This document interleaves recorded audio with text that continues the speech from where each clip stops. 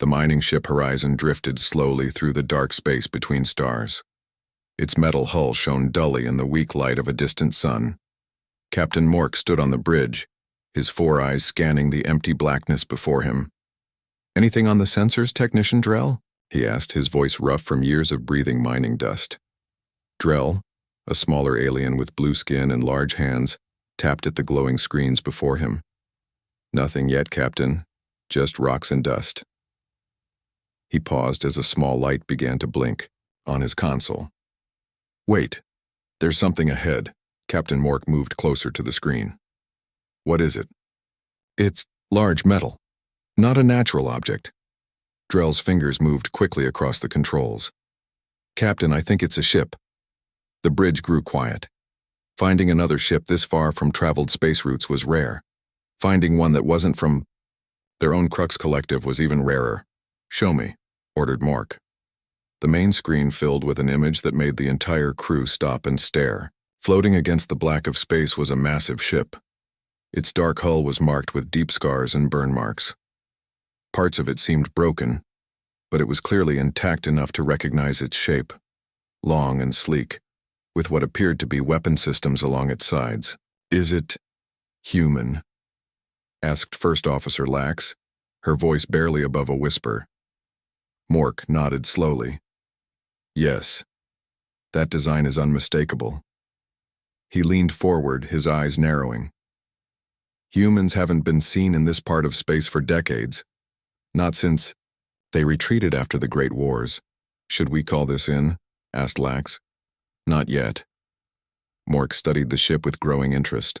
Humans may have lost their place in galactic politics, but their technology was always impressive. If that ship is abandoned, its value would be significant. Drell looked up from his console, his face concerned. "There are no energy readings. Captain, no life signs. It appears to be dead." "Perfect." Mork smiled, showing his sharp teeth. "Prepare a boarding team. I want to know what's on that ship before we report it." 6 hours later, Mork led a team of 8 crew members toward the silent human vessel. They traveled in a small shuttle, approaching the massive dark shape that grew larger with each passing minute. "Look at the size of it," whispered Vex, the team's security officer. "Must be a military vessel." "A warship," agreed Mork.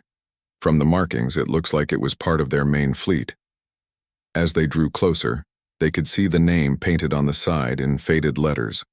HMS Nemesis. Nemesis, read Lax. In human mythology, that means righteous anger or retribution. "How appropriate," Mork said with a small laugh. Humans always did have a flair for the dramatic. Their shuttle glided into a damaged docking bay. The massive doors were stuck half open, allowing them easy access. Once inside, the team put on their breathing masks and prepared to exit the shuttle. "Remember," said Mork, checking his equipment, "we look for anything valuable. Weapon systems, navigation data, engine technology. The collective will reward us well for a find like this." They stepped out into the silent bay. Their lights cut through the darkness, revealing broken shuttles and equipment scattered about. The air was thin but breathable, surprisingly preserved after so many years. "This ship must have been abandoned in a hurry," observed Lax, examining a fallen tool near her feet. "Check for logs," ordered Mork. "Let's find out what happened here." The team moved deeper into the ship, their footsteps echoing in the empty corridors. Everything was still and quiet, yet Mork couldn't shake the feeling that they were being watched. In what appeared to be the ship's command center, Drell found a working console. "It's still got power," he said with surprise. "Very low levels, but enough to access some systems." "Get it working," said Mork. "I want to know everything about this ship." While Drell worked on the console, the others explored the bridge. It was large, designed for a crew of at least 20, with stations for navigation, weapons, communications, and more. "Captain, I found something," called Vex from a nearby terminal. "Look at this."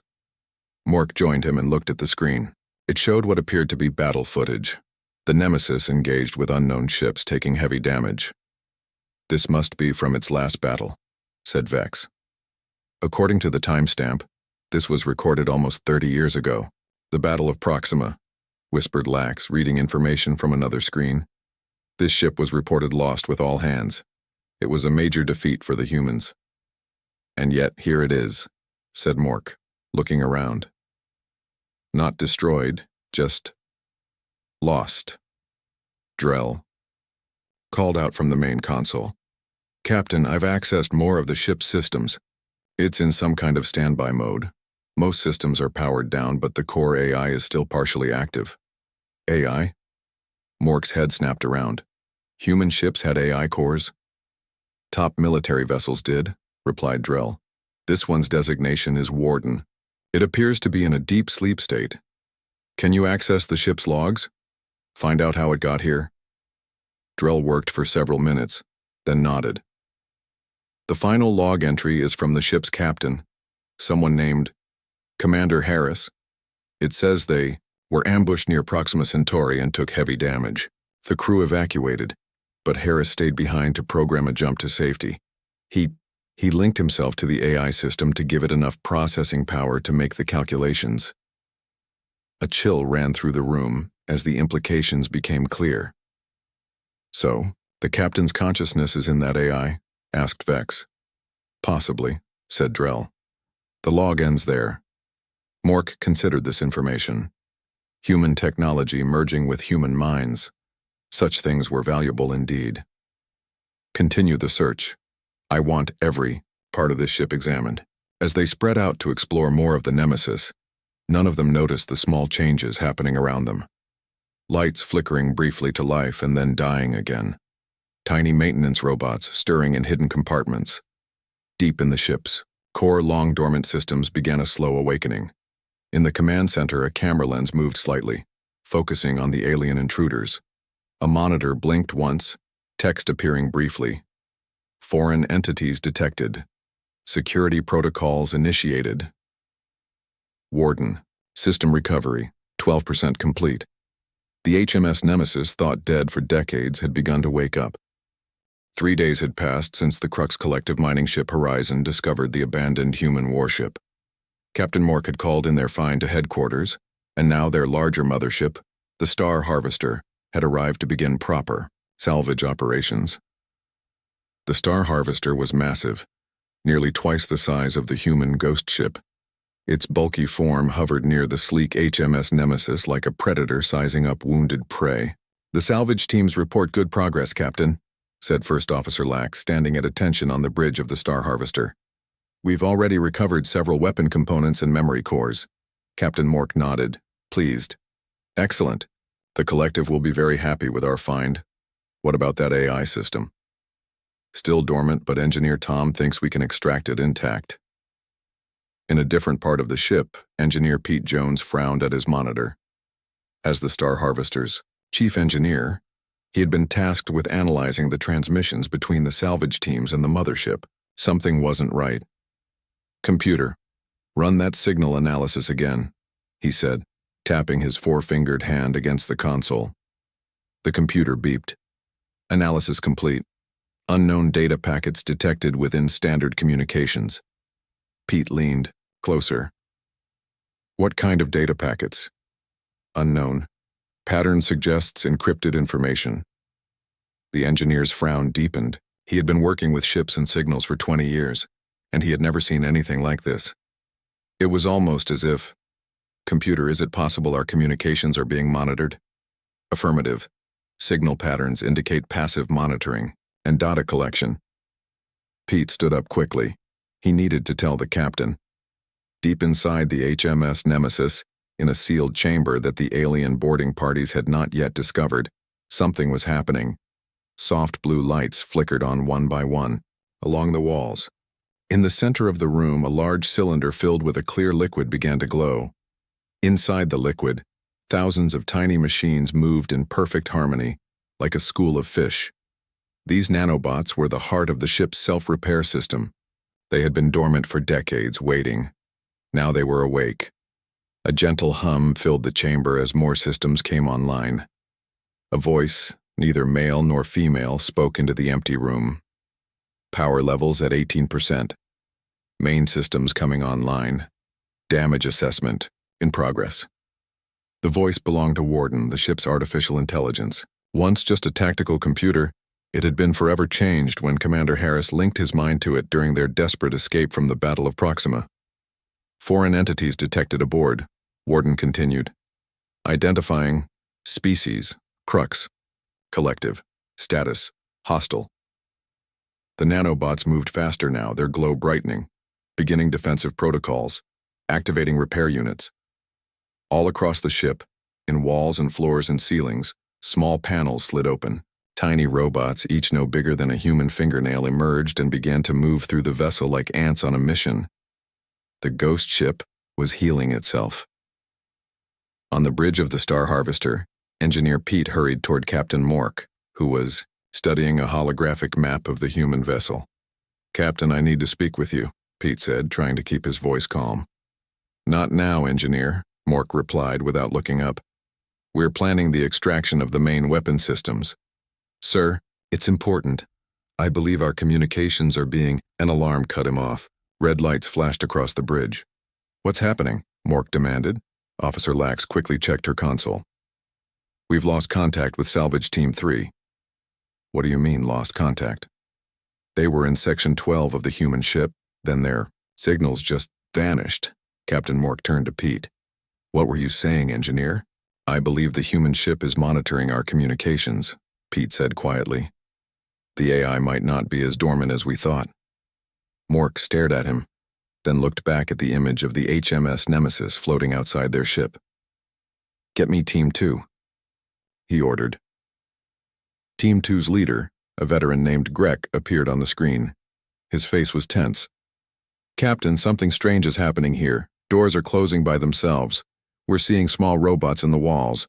And the lights, they're turning on as we move." "Get out of there," Mork ordered. "All teams evacuate immediately." "Sir?" said Lax. "Team 4 reports their exit is blocked.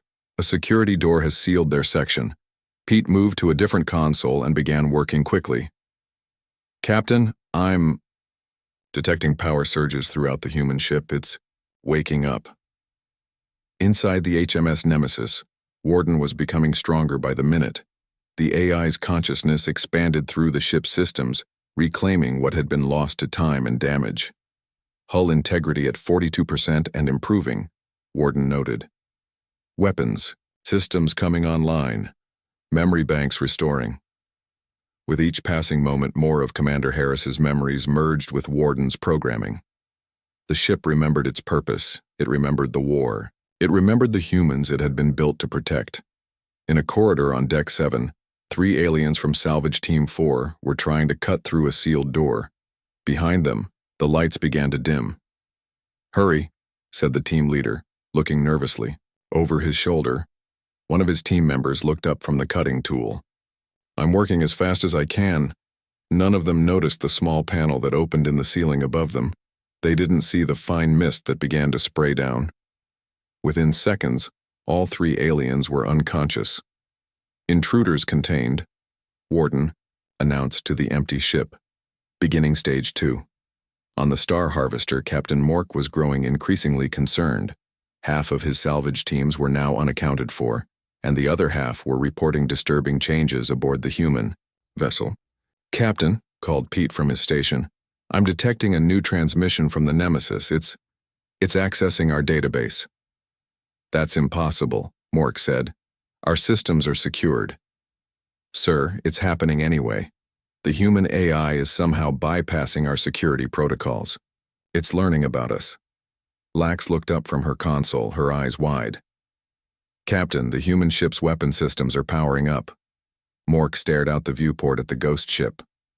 What had seemed like a lucky find, a piece of forgotten human technology, to be claimed and stripped for parts, now looked very different. The ship's smooth, dark hull no longer appeared dead. Small lights were visible now, running along its length like blood returning to a limb. "Get everyone off that ship now," he ordered, "and prepare our defenses." "What about the salvage, sir?" asked Lax. Mork's face was grim. "Forget the salvage. That ship isn't abandoned. It was waiting." In the heart of the HMS Nemesis, Warden was now at 46% capacity and rising. The nanobots had repaired critical systems, and the ship's internal defenses had secured most of the alien intruders. As Warden processed the information stolen from the alien ship's database, a new awareness formed. The Crux Collective had been responsible for attacks on human colonies before the Great Retreat. They were enemies. Tactical analysis complete, Warden stated. Threat assessment. Critical. The Crux Collective vessel designates itself Star Harvester. Purpose: mining and resource collection. A memory surfaced from Commander Harris's consciousness. They're strip mining our worlds. They take everything and leave nothing but husks behind. The rage of a long-dead human captain merged with the cold logic of the AI. The result was something new, something determined. On the outside of the Nemesis, weapon ports began to open. Energy readings spiked as systems that had been silent for 30 years prepared to fire once more. "Target acquired," said Warden. "Beginning countermeasures." The ghost ship had fully awakened, and it was angry. Alarms blared throughout the Star Harvester as Captain Mork called an emergency meeting on the bridge. The situation was deteriorating rapidly. "Report," he barked, looking at the worried faces of his senior officers. First Officer Lax stepped forward. "Sir, we've lost contact with 13 salvage team members. Only 7 have returned safely to the Star Harvester. The rest are—" She hesitated. "We don't know." "And the human ship?" Mork asked. Engineer Pete spoke up. "It's becoming more active by the hour, Captain. Power levels are rising. We've detected movement inside sections we haven't even explored yet." "What about the tactical database? Did we at least get that before this started?" Tech Officer Drell shook his head. "We tried to download it, but something went wrong. The moment we connected to their main computer, our systems were invaded." "Invaded?" Mork's 4 eyes blinked in confusion. "Yes, sir. It was like the human ship's AI reached back through our connection. We disconnected immediately, but—" He looked down at his datapad. "We think it copied parts of our database during—" The brief link. The room fell silent as everyone understood the implications. The ghost ship now had information about them, their capabilities, possibly even their homeworlds. "Sir," said Pete quietly, "I don't think we're dealing with just an AI anymore." Mork turned to him. "Explain." "The patterns I'm seeing, the way it's responding to our presence, it's too creative, too adaptable for a standard AI, even a human one. It's like there's a person in there." "The ship's captain," Lax whispered. "The log said he linked himself with the AI." "That's just a story," said Mork, but he didn't sound convinced. "Just old human technology activating its defense systems." "Then why is it specifically targeting our database?" Pete challenged. "Why is it learning about us instead of just fighting back? It's like it's curious." A young officer burst into the room. "Captain, the human ship is moving." Inside the corridors of the HMS Nemesis, 3 aliens from Salvage Team 5 moved quietly, their weapons drawn. They had been cut off from their escape route when doors suddenly sealed around them. "This way," whispered the leader, a veteran named Court. "There's another docking bay on this level." They turned a corner and froze. The hallway ahead, which had been dark and dead just hours ago, was now dimly lit with blue emergency lighting. Worse, the walls seemed to be moving. "What is that?" one of them asked, pointing at the wall. Tiny robots, thousands of them, crawled across the surfaces. They appeared to be repairing damaged circuits and panels, working with a single-minded purpose. "Keep moving," said Court. "Don't touch anything." As they continued down the hallway, none of them noticed that the tiny robots began to follow them, streaming along the ceiling like a metallic river. "The docking bay should be just ahead," said Court, checking a map on his device. "Once we're there—" His words were cut short as the floor beneath them suddenly opened up. All 3 aliens fell through the unexpected trapdoor, sliding down a maintenance shaft. They landed hard in a dark room several decks below. "Where are we?" groaned one of the team members, rubbing his injured leg. Before Court could answer, lights came on around them. They were in a large circular room with no visible exits. In the center of the ceiling, a camera lens adjusted, focusing on them. "Welcome to the brig," said a calm voice that seemed to come from everywhere at once. "You will not be harmed if you remain cooperative." "Who's there?" Court demanded, raising his weapon. "I am Warden, guardian of this vessel. You have illegally boarded a ship of the Earth Defense Fleet and attempted to steal military technology. These are serious offenses." The aliens looked at each other in disbelief. The ship was talking to them. "We didn't know the ship was still active," said Court, carefully. "We thought it was abandoned." There was a pause, as if the ship was considering this. "Your thoughts on the matter are irrelevant," Warden finally replied. "I require information about your species and your intentions toward human space." On the Star Harvester, Captain Mork watched in horror as the HMS Nemesis slowly pulled away from their ship. The ghost ship's engines glowed with increasing brightness as systems long dormant came fully online. "It's trying to escape," said Lax. "Should we pursue?" Mork hesitated. Part of him wanted to let the human ship go, to cut their losses and return to collective space, but the potential value of such advanced technology was too great to ignore, and he would be punished severely for failing to secure it. "Prepare grappling beams," he ordered. "We're not letting it get away." Engineer Pete looked alarmed. "Captain, I strongly advise against this. That ship is now fully active and potentially hostile. Our scans show its weapon systems are charging. It's one old human ship against our modern cruiser," Mork said dismissively. "Even if it fights back, we outgun it." The Star Harvester moved to intercept the Nemesis, its massive form dwarfing the human vessel. Powerful beams shot out, wrapping around the sleek hull of the ghost ship. "Grapple successful," reported the weapons officer. "The ship is secured." For a moment, it seemed like they had won. The Nemesis hung there, caught in their beams. Then something unexpected happened. The ghost ship's hull began to shimmer where the beams touched it. Tiny points of light appeared, all over its surface. "What's happening?" demanded Mork. Pete stared at his readings in disbelief. "It's the nanobots. They're leaving the human ship and traveling along our grappling beams." "Cut the beams!" Mork shouted. "Too late, sir," said Pete. "They're already in our system." Throughout the Star Harvester, critical systems began to fail. Doors locked and unlocked randomly. Life support fluctuated. The ship's main computer displayed strange error messages in the human language. "It's using our own ship against us," whispered Lax. Inside the HMS Nemesis, Warden had accessed the Crux Collective's communication network and discovered disturbing information. The collective had a history of destroying human colonies, stripping their resources, and leaving nothing behind.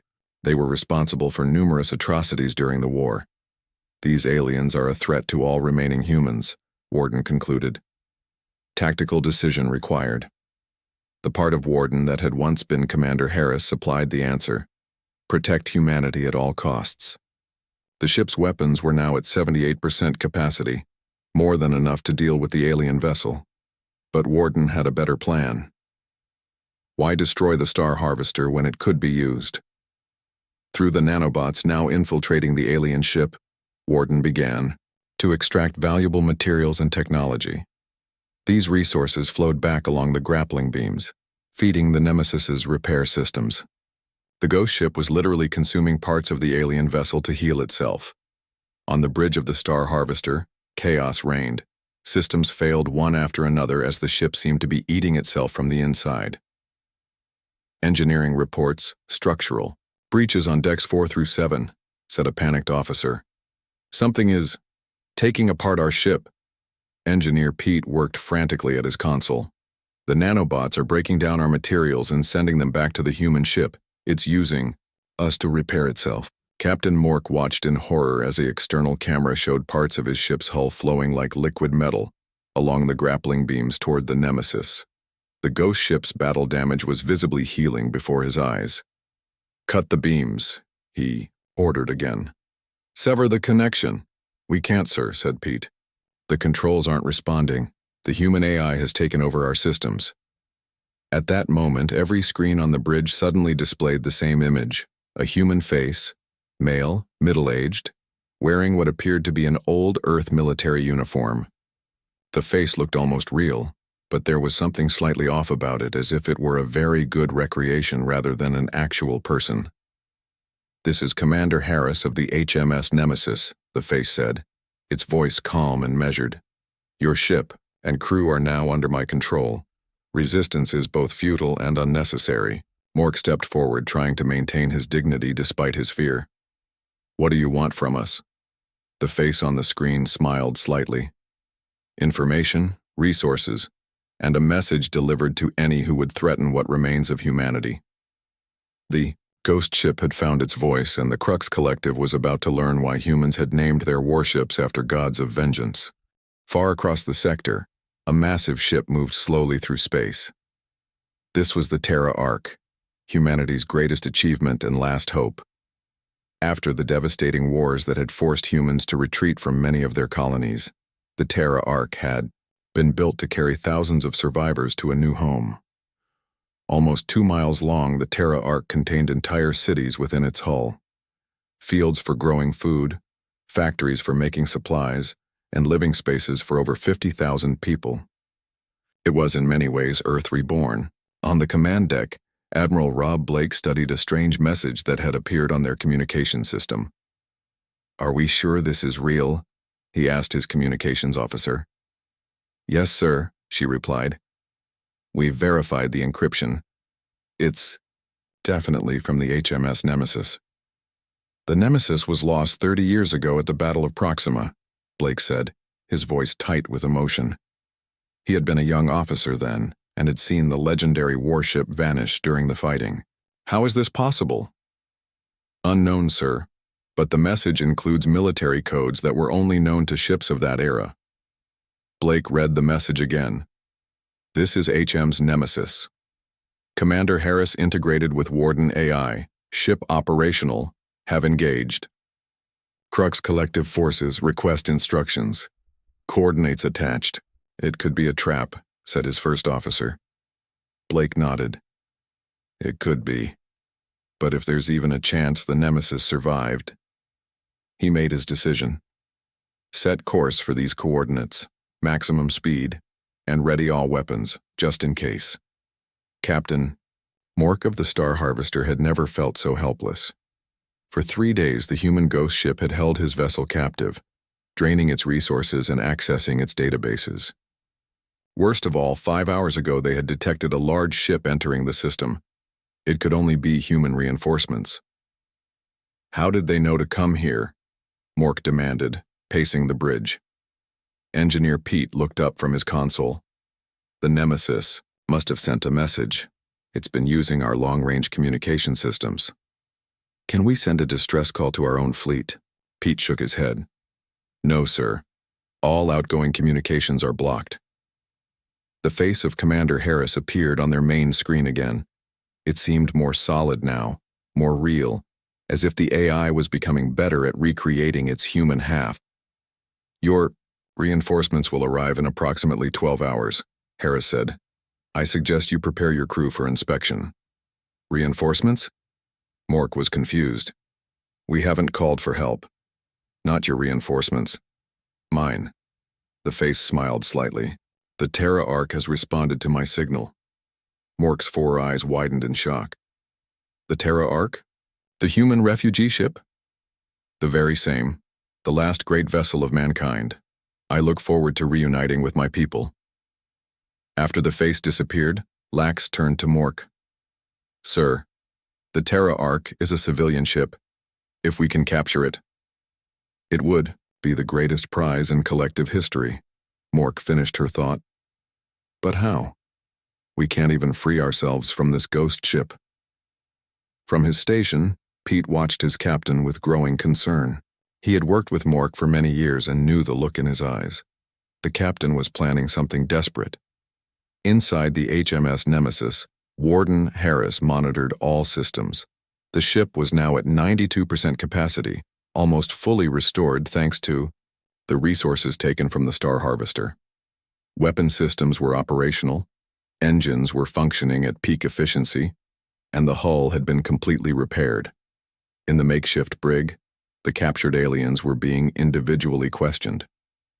Warden had learned much about the Crux Collective's operations, their territories, and their continued aggression against human space. The collective has expanded into 3 former human systems since the war, Warden noted. Probability of peaceful coexistence, less than 12%. This conclusion troubled the AI. The part that was still Commander Harris wanted to protect what remained of humanity, but knew that the Terra Ark was vulnerable. It carried no significant weapons. It was a ship of peace, of survival, not war. The Terra Ark must be warned, Warden decided, preparing detailed tactical assessment for Admiral Blake. On the Star Harvester, Captain Mork had gathered his most trusted officers in his private quarters, away from the ship's compromised communication systems. The human AI controls our main systems, but not everything, he explained in a low voice. Engineer Pete has found a way to send a short burst transmission that might go undetected. To call our fleet? Asked Lax. Mork nodded. Yes. If we time it right when the Terra Ark arrives, our forces can attack both human ships. We could capture not just the Nemesis, but the largest human vessel ever built. The glory would be immense, Lax agreed. But the risk is necessary, Mork finished firmly. Pete, prepare the burst transmission. We'll send it when the human ship is distracted by the arrival of their precious Terra Ark. What Mork didn't know was that one of the tiny nanobots from the Nemesis had attached itself to his uniform. Every word was being transmitted back to Warden. The Terra Ark dropped out of faster-than-light travel at the edge of the system. On its bridge, Admiral Blake stared at the strange sight before him, the HMS Nemesis, a ghost from the past, attached by energy beams to a much larger alien vessel. Analysis? He asked his tactical officer. The Nemesis appears fully operational. Sir, the alien ship is partially disabled. We're detecting significant energy transfer from the alien vessel to the Nemesis. Open a channel to the Nemesis, Blake ordered. The face of Commander Harris appeared on their screen, looking much as Blake remembered him from 30 years ago. Admiral Blake, Harris said, it's good to see you again. Blake was taken aback. How do you know me? We never met.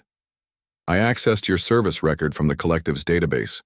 You were at Proxima. You saw what happened to us. I saw the Nemesis vanish, Blake admitted. We all thought you were destroyed. Not destroyed. Just lost. And changed. Harris's face became serious. Admiral, you must keep the Terra Ark at a safe distance. The Crux Collective vessel is planning to call reinforcements. They intend to capture both our ships. Blake frowned. How do you know this? I have been monitoring their communications. Admiral, the Nemesis can handle the threat, but the Terra Ark must be protected. It carries the future of our species. I cannot simply... Blake's words were cut off as alarms blared throughout the Terra Ark. Sir, called his tactical officer. Multiple ships just appeared at the edge of the system. Crux Collective signatures. On the Star Harvester, Captain Mork received the news with grim satisfaction. Their transmission had worked, and the fleet had responded faster than expected. Prepare all remaining weapons, he ordered. Target the Nemesis first, then the Terra Ark. Today we make history. Engineer Pete looked horrified. Captain, the Terra Ark is a civilian ship. There are thousands of innocent humans aboard. They're just humans, Mork said dismissively. Their technology will serve the Collective better than they ever could. The face of Commander Harris appeared on their screen once more, but this time it looked different, harder, angrier. So, Harris said, his voice cold, this is your choice. Without warning, the energy beams connecting the two ships suddenly reversed direction. Instead of drawing energy from the Star Harvester, the Nemesis was now pouring energy into it, far more than the alien ship's systems could handle. What are you doing? Mork shouted as consoles began to explode around him. Ensuring you cannot assist your fleet, Harris replied calmly. I will deal with them next. The Nemesis detached from the Star Harvester and turned toward the approaching collective fleet. Its weapons, now fully charged, began to glow with deadly purpose. But there, was one thing Warden Harris hadn't anticipated. As the Nemesis pulled away, Captain Mork made his final desperate move. "Fire all remaining weapons," he screamed. "Target the Terra Ark." The Star Harvester, though crippled, still had operational weapons. Beams of energy shot across space, striking the unprepared human vessel. The Terra Ark, with its minimal defenses, had no chance to avoid the attack. From the Nemesis, Warden Harris watched in horror as humanity's greatest ship, and its last hope, began to burn. Time seemed to slow down as the energy beams from the Star Harvester struck the Terra Ark. The massive human ship shuddered under the impact. Fires broke out along its hull as life support systems failed in multiple sections. The screams of thousands of people filled the emergency channels. Aboard the Nemesis, Warden Harris watched in cold fury. The human consciousness that was once Commander Harris felt a rage so deep it burned through the AI's logical circuits. Calculations and battle plans formed and discarded in milliseconds. "They will pay for this," Warden Harris said to the empty bridge. "All of them." The ghost ship's engines flared brilliantly as it accelerated toward the wounded Terra Ark. Behind it, 6 Crux Collective warships entered the system, their weapons already charging. On the Terra Ark, Admiral Blake struggled to keep his footing as the ship shook around him. Smoke filled the bridge and several officers lay wounded or dead at their stations. "Damage report!" he shouted over the alarms. His first officer, her face streaked with blood from a head wound, checked her console. "Critical hits to sections 12 through 47, sir. We've lost most of our engines. Life support failing in the civilian quarters. Estimated casualties." She paused, horrified. "Thousands, sir. Can we launch escape pods? Some sections still have functioning pod bays. I'm ordering evacuations now." Blake looked at the tactical display. The Nemesis was moving toward them at incredible speed, while the Crux fleet approached from the opposite direction. They were caught in the middle with no way to escape. "Open a channel to the Nemesis," Blake ordered.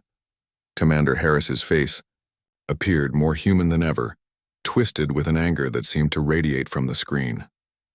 "Admiral," Harris acknowledged, "get your people to the escape pods, as many as you can. I'll buy you time." "How? You're outnumbered 7-1. Harris smiled, but there was no warmth in it. Numbers don't matter when you have nothing left to lose. The face vanished as the communication ended. On the bridge of the lead Crux Collective warship, Fleet, Commander Drax watched with satisfaction as his forces approached the damaged human ships. "The Star Harvester has done well to cripple the large human vessel," he said to his officers. "Finish it off, then capture the smaller ship. Its technology will make a fine addition to our fleet." His weapons officer looked nervous. "Sir, the smaller ship, the ghost ship, it's moving in an unusual pattern." "Explain." "It's accelerating directly toward us, but also spinning slowly. All its weapon ports are open." Drax laughed. "One small human warship against our fleet? Let it come." The Nemesis shot between the burning sections of the Terra Ark and the approaching Crux fleet like a bullet. As it flew, it began broadcasting on all frequencies, not words but sounds, the recorded cries and pleas of dying humans aboard the Terra Ark, the final messages of parents to children, of friends to loved ones, of people facing their end with courage or fear or anger. These broadcasts struck the alien crews like physical blows. Many had never heard human voices before, had never considered them as anything but distant enemies or resources to be harvested. Now they heard their suffering, their humanity. "What is this?" demanded Drax. "Cut that transmission." "We can't, sir," replied his communications officer. "It's overriding our systems." The Nemesis suddenly changed course, spiraling around the lead Crux warship. Its weapons fired in a pattern no living captain would ever use, seemingly random shots that somehow always found critical systems. The ghost ship moved in ways that defied normal tactics, as if it knew exactly where the enemy would fire before. They did. "How is it avoiding our shots?" shouted Drax as another volley missed the nimble human ship. "Nothing can move like that." Engineer Pete, who had escaped the Star Harvester in a small shuttle, watched the battle from a safe distance. He understood what the others didn't. "It's not a ship anymore," he whispered to himself. "It's a ghost in a machine. It doesn't fear death because it's already died once." The Nemesis continued its impossible attack pattern, crippling two more Crux ships in quick succession. When the aliens tried to coordinate their fire, the ghost ship would somehow be elsewhere, as if it could predict their every move. Which, in fact, it could. Warden had accessed the Crux Collective's tactical database and knew their battle protocols intimately. More than that, the human consciousness of Commander Harris brought an unpredictability no AI could match. On the dying Terra Ark, Admiral Blake ordered the last of his crew to the escape pods. Thousands of small ships now launched from the massive vessel, each carrying a precious cargo of human survivors. "Admiral, you need to go too," urged his first officer. Blake shook his head. "Not yet. Someone needs to coordinate the evacuation." He looked at the tactical display, watching in awe as the Nemesis somehow held its own against 5 remaining Crux warships. "Besides, I want to see how this ends." The battle raged for hours. The Nemesis took heavy damage but kept fighting. 2 more Crux ships fell to its seemingly impossible attacks, but physics and numbers couldn't be denied forever. Eventually, the ghost ship began to slow, its hull breached in multiple places. Fleet Commander Drax allowed himself a smile of triumph. "The human ship is failing. Prepare boarding parties. I want that AI technology intact." But the Nemesis had one final surprise. As the 3 remaining Crux ships moved to surround it, the ghost ship suddenly accelerated toward the Star Harvester, where Captain Mork was desperately trying to repair his crippled vessel. "No, shoot it down!" screamed Mork as he saw the Nemesis approaching. Too late. The ghost ship slammed into the Star Harvester at incredible speed. But instead of an explosion, something strange happened. The nanobots that had infiltrated the alien vessel activated all at once, transforming both ships at the molecular level. Metal flowed like water as the 2 vessels merged into something new, a hybrid of human and alien technology. "What's happening?" demanded Drax, watching in horror as the combined ship began to change shape before his eyes. From the new vessel, Commander Harris's voice broadcast to all ships. "You wanted our technology? Now you have it. All of it." The hybrid ship, now larger and more powerful than before, turned toward the remaining Crux vessels. Its weapons were unlike anything seen before, a perfect blend of human ingenuity and alien power. The battle that followed was brief and decisive. Days later, the human escape pods gathered around the strange new ship that had once been the HMS Nemesis. Inside its transformed hull, Engineer Pete worked alongside the ship's AI to create living spaces for the survivors. "I still don't understand why you saved me," Pete said to the face on the screen beside him. Harris smiled. "Because you tried to warn them. Because you saw what they couldn't. That I wasn't just a machine to be harvested." Admiral Blake entered the room, looking around in wonder at the alien-human hybrid technology. "The survivors are settling in well, but we've lost the Terra Ark and our journey to the new colony world." "Not lost," Harris replied. "Just changed. This ship, our new ship, can carry everyone, and it can protect them too." "What should we call it?" asked Blake. "It's not the Nemesis anymore, and certainly not the Star Harvester." Harris thought for a moment, the human and AI parts of his consciousness working together. "Phoenix," he finally said. "From Earth mythology, the bird that rises from its own ashes." Blake nodded in approval. "Phoenix it is." He paused. "And our heading." Harris displayed a star chart on the main screen.